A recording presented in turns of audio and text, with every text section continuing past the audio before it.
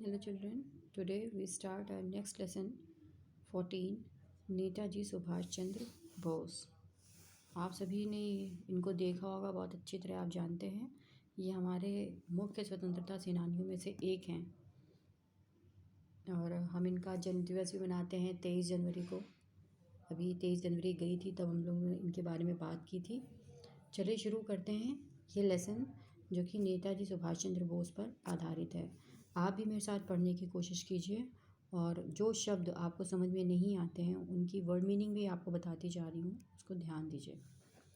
Subhash Chandra Bose was a great freedom fighter. Subhash Chandra Bose एक महान स्वतंत्रता सेनानी थे। फ्रीडम फाइटर स्वतंत्रता सेनानी होता है। He was also known as Netaji. उनको नेताजी के नाम से भी जाना जाता था। He was also known as Netaji. He was born on 23rd of January 1897 in a Hindu family in Cuttack, Odisha. उनका जन्म 23 जनवरी 1897 में एक हिंदू परिवार में कटक शहर में उड़ीसा में है, जो वहाँ हुआ था। उड़ीसा का अब नाम ओडिशा है। His father's name was Janaki Nath Bose and his mother's name was Prabhavati. उनके पिता का नाम जानकी नाथ बोस था और उनकी माँ का नाम प्रभावती देवी था। He was a very brilliant student in the school. वो एक बहुत ही होनहार विद्यार्थी थे स्कूल में। ही completed his schooling from Cuttack, matriculation from Calcutta, now in Kolkata, and BA from the University of Calcutta in 1918। आप ये जो देख रहे हैं, ये जो कैलकटा नाम है वो पहले था, अब कोलकाता है। तो जो इनका सर्टिफिकेशन हुआ, जो डिग्री हुई, वो उसी नाम से है। तो अब इन्होंने जो अपनी जो ही कंप्लीटेड स्कूलिंग, जो उनकी स्कूलिंग थी वो कटक, जहाँ वो पैदा हुए थे, वहीं उन्होंने पूरा किया। और मैट्रिकुलेशन उन्होंने कलकत्ता से किया, जो कि अब कोलकाता कहलाता है। और BA from the university of Calcutta in 1918। और कलकत्ता विश्वविद्यालय से 1918 में उन्होंने अपनी डिग्री पूरी की।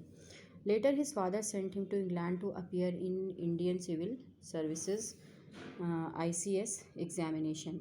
बाद में, क्योंकि ये बहुत अच्छे परिवार में इनका जन्म हुआ था, तो इनके पिता जो थे सुभाष चंद्र बोस के, इन्होंने इनको इंग्लैंड भेजा जिससे कि इंडियन सिविल सर्विसेज का एग्ज़ाम दे सकें। He passed and joined the service. वो इतने ब्रिलियंट थे, आपको पता ही है, तो उन्होंने ये एग्ज़ाम भी पास किया और इस सेवा को भी ज्वाइन कर लिया, जुड़ गया उससे। बट सून ही रिज़ाइन, लेकिन उन्होंने बहुत ही जल्दी अपना त्याग पत्र दे from the Indian civil services and return to India to participate in freedom movement. अब उन्होंने मतलब इतनी ऊंचाई पे जाने के बाद त्याग पत्र देना ये कोई आसान चीज़ नहीं है, क्योंकि वो एक स्वतंत्रता सेनानी थे, उनको अपने देश से प्रेम था।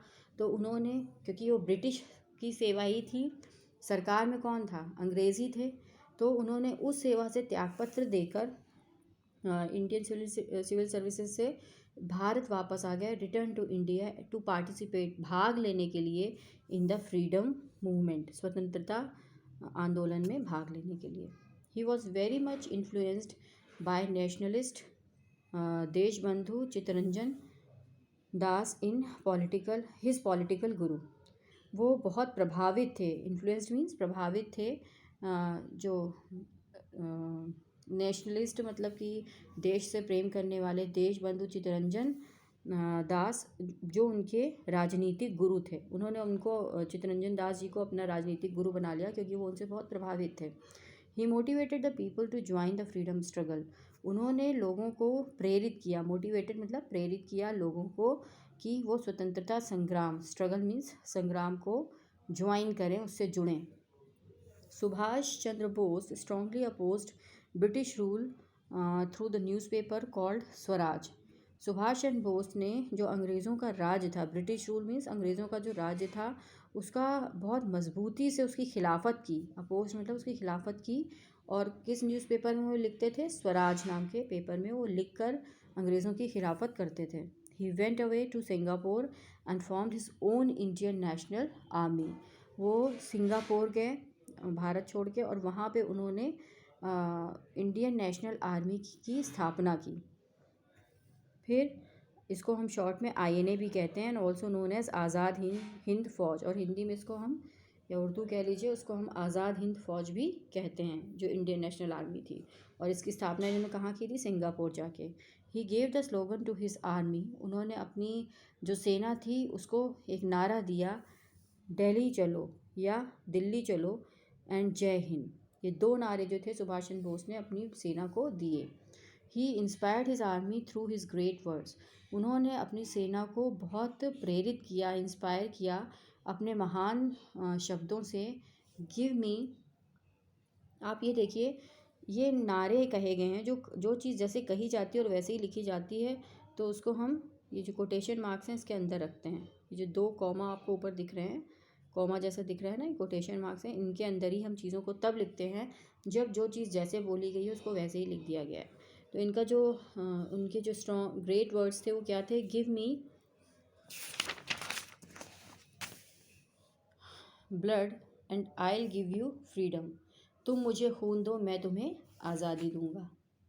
To make his motherland free from the rule of the Britishers, उन्होंने मतलब अपनी सेना को ये मोटिवेशनल एक नारा दिया, स्लोगन दिया कि तुम मुझे खून दो मैं तुम्हें आज़ादी दूंगा। किस लिए दिया? मदरलैंड, अपनी मातृभूमि को अंग्रेज़ों के राज्य से स्वतंत्र कराने के लिए। It is believe that Netaji died in a plane crash, ये माना जाता है कि नेताजी की जो मृत्यु है वो एक प्लेन हादसे में, यानी जहाज़ के हादसे में हुई थी इन ताइवान में 1945। 1945 में ताइवान में ऐसा माना जाता है कि एक वायुयान दुर्घटना में उनकी मृत्यु हुई थी। But the mystery of his death is still unsolved, लेकिन उनकी मृत्यु की जो पहेली है वो अभी तक सुलझी नहीं है। मिस्ट्री मतलब होता है रहस्य, उनकी मृत्यु का रहस्य अभी भी सुलझा नहीं है। Netaji will always be alive within the heart of every Indian as an everlasting inspiration, Netaji हमेशा ज़िंदा रहेंगे in the heart of the every Indian, हर भारतीय के दिल में, एज एन एवरलास्टिंग इंस्पिरेशन, कभी ना ख़त्म होने वाली प्रेरणा के रूप में। एवरलास्टिंग होता है जो चीज़ कभी ख़त्म ना हो, इंस्पिरेशन मतलब होता है प्रेरणा। तो ये आपका पाठ है नेताजी सुभाष चंद्र बोस, इसको ध्यान से पढ़िए और समझने की कोशिश करिए। And if you don't understand anything please ask.